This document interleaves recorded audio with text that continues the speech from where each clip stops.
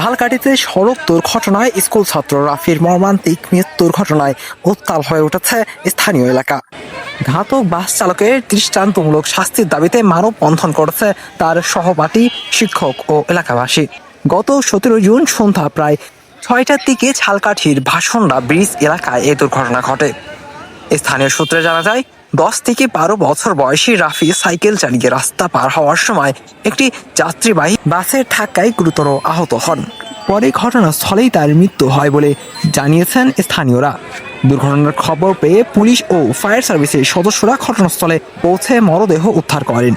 রাফির মৃত্যুর খবর ছড়িয়ে পড়লে এলাকায় শোকের ছায়া নেমে আসে। পরিবারের আহাজারিতে ভারী হয়ে ওঠে পরিবেশ।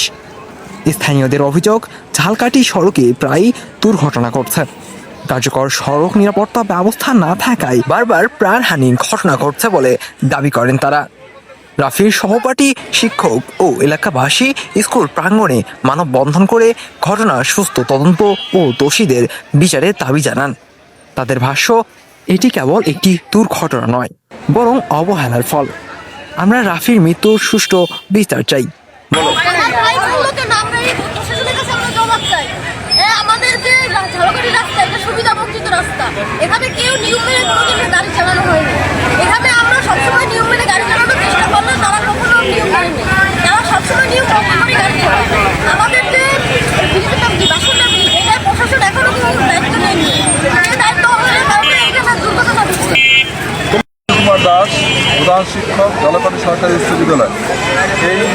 এরকম একটা ঘটনা শোনার পরে আমি প্রচণ্ড রকম মর্মাহত হয়ে পড়ছি এবং আমাদের যে ছাত্র মোহাম্মদ রাফি, ওর অকাল মৃত্যুতে আমি গভীরভাবে শোক অনুভব করছি।